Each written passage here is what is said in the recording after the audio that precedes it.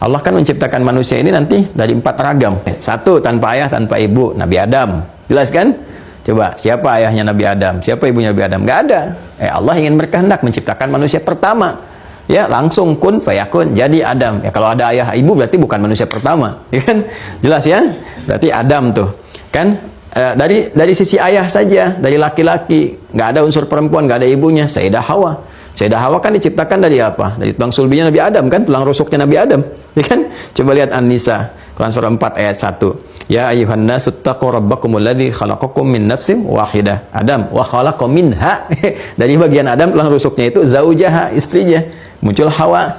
Ya kan? Itu disepakati. Anda mau lihat kitab samawi yang lain silakan cek, sama. Jelas ya?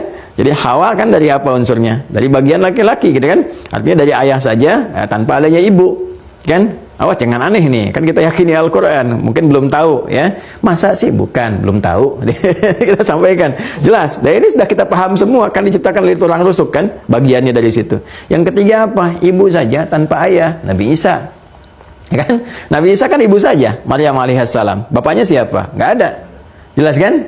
Nah, makanya beliau virgin kan, ya perawan suci yang sangat mulia, sangat dihormati. Jelas suratnya surat Maryam disampaikan, di Al Imran juga dibahas. Yang terakhir dengan bapak, dengan ibu kita, ya, saya, Anda, kita semua.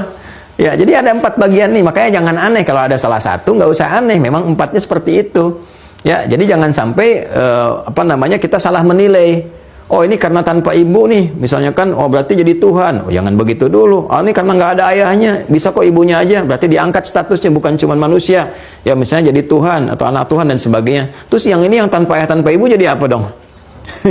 Gitu kan? Makanya kita melihat 4 bagian ini biasa saja, standar. Makanya Allah katakan, ya inna mathala Isa indallahi kamathali Adam. Ya, sungguh bagaimana penciptaan Isa alaihissalam, ya kan? Itu seperti halnya Adam. Artinya apa? Normal aja. 4 bagian ini, manusia pertama demikian, manusia kedua demikian, ya. Kemudian lanjutannya untuk mukjizat seperti itu, yang keempat ya demikian adanya. Masing-masing menunjuk bagian dari hikmah penciptaan dari Allah Subhanahu wa taala. Artinya apa? Allah mau berkehendak apa saja jadi, itu poinnya.